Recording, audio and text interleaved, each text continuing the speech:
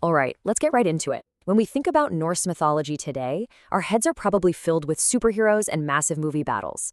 But the original stories, they're so much more raw and, honestly, way more fascinating.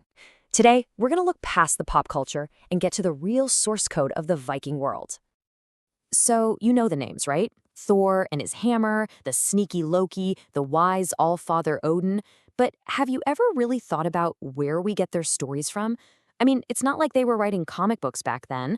The truth is, almost everything we know comes from just a few medieval manuscripts that literally saved an entire belief system from vanishing forever.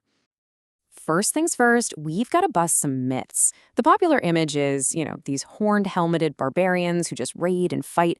But the actual sources, they paint a totally different picture. We're talking about a culture with incredibly deep oral traditions, kept alive by respected poets and scholars who mapped out a rich, complex universe. These weren't just warriors, they were world builders. Okay, so where do we get all this information? Well, it all boils down to two absolutely essential collections of texts. They were written down in Iceland, way after the Viking Age was really at its peak, and these are known as the Eddas. First up, you've got the Poetic Edda. You can think of this as the raw, unfiltered source material. It's this collection of ancient poems nobody's quite sure who wrote them down, from the 13th century. But the stories they tell are way, way older. This is where we get the famous prophecy, the Voluspa, which lays out the entire story of the world, from creation all the way to its end and rebirth. Then you have the Prose Edda. Now, this is really interesting. It was put together around 1220 by an Icelandic scholar and historian named Snorri Sturluson. And get this, it was basically a textbook for poets. See, Christianity was spreading, and Snorri was afraid that the old myths and the really complicated poetry used to tell them would just be lost forever. So he wrote this guide to explain it all, to make sure that heritage survived. Just think about that. One of the world's most important mythological texts was basically an act of cultural preservation. So now, let's actually step into the world that the Eddas describe. And believe me, it is way bigger and weirder than you might think. We're not talking about a simple heaven and hell here. The Norse cosmos is this sprawling, interconnected reality on a truly epic scale. The whole universe is built around the number 9. There are 9 distinct worlds. You've got Asgard, home of the gods, Midgard, which is our world, the world of humans, and then places like Jotunheimer, the harsh, chaotic land of the giants, and they're all connected. But how? Well, what holds it all together isn't gravity or dark matter. It's a tree, a giant cosmic ash tree called Yggdrasil. It is the absolute center of everything. Its branches scrape the heavens, and its massive roots dig down into the different worlds, linking the land of the gods, the realm of the dead, and everything in between. Now, the creation story itself is intense. It starts in a great void called Ginnungagap, stuck between a world of fire and a world of ice. Where the fire and ice met, a primordial giant named Ymir was formed. But then the first gods show up, Odin and his brothers, and they kill him. And from his body, they build our world. His blood is the ocean, his flesh becomes the earth, his skull is the sky above us. I mean, the entire world is literally built from the corpse of a giant. That tells you right away that conflict is seen as a fundamental creative force in this universe. Okay, so with a world born from such a violent act, it's probably no surprise that the stage is set for a constant epic struggle. So it's time to meet the key players.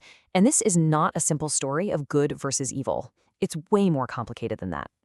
The main conflict is between two groups. You've got the Aesir, the gods. They represent order, society, civilization. And on the other side, you have the Jotnar. Now, don't just think giants. Think of them more like primordial forces of nature, the untamable chaos of earthquakes, winter, and the deep wilderness. It's this eternal tug-of-war between order and chaos. Leading the Aesir is Odin, the All-Father. And he is a complex and pretty shadowy figure, not some benevolent king. He is obsessed with gaining knowledge, and he will pay any price. He literally traded one of his eyes for a single drink from the well of wisdom. He even hung himself from Yggdrasil for 9 days and nights, wounded by his own spear, just to discover the secrets of the runes. Then there's his son, Thor, who's a bit more direct. He is the champion, the protector of our world, Midgard. While Odin is off scheming and seeking forbidden knowledge, Thor is the god of action. He wields his hammer, Mjolnir, and is the frontline defense against the forces of chaos. And, of course, you can't talk about these gods without talking about Loki. He's the ultimate wild card.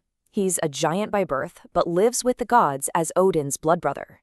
He's a shapeshifter, an agent of chaos, and his schemes are the spark that sets off so many of the myths. Sometimes he helps the gods, sometimes he nearly destroys them.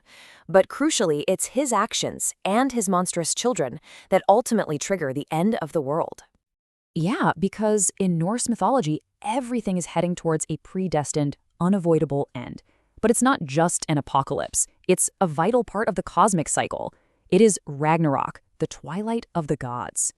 This is so important to get right. Ragnarok isn't the end. It's not a final judgment. It is a prophesied event. It's fate. Even Odin, with all his wisdom, can't stop it. It's the violent, chaotic end of the world's current cycle, which is necessary to clear the slate for the next one to begin. And the prophecy plays out in these terrifying stages. It all starts with the Finnlvet, 3 straight years of winter with no summer in between, which causes all of human society to just collapse. Then, the monsters are unleashed. Fenrir the wolf breaks free. The world serpent rises from the sea to poison the sky. This kicks off the final world-ending battle. Odin is eaten by Fenrir. Thor manages to kill the serpent, but he only takes 9 steps before he falls dead from its venom.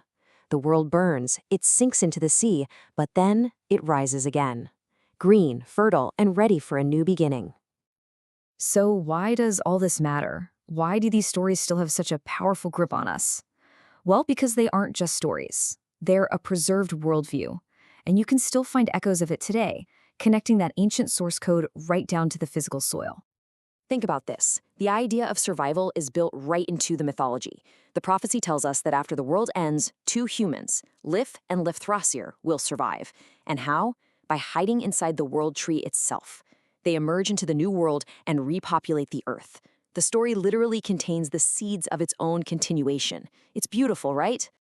And this connection isn't just literary. This is absolutely amazing. You know the sagas, the stories about real Viking explorers? For a long time, people thought they were mostly fiction. But in 2001, in Iceland, archaeologists found a massive longhouse, and it was right where a saga said an explorer settled after his voyages to the New World. It dated to the exact right time. A discovery like this is huge because it grounds these epic tales in physical, tangible reality. Which really brings us to a final thought to leave you with. The Norse worldview was all about accepting that some things are fated and that even the most catastrophic destruction isn't truly an end. It's just the violent start of a new beginning. And that really makes you wonder, doesn't it? What cycles of collapse and renewal do we see playing out in our own world today? And what stories are we going to leave behind?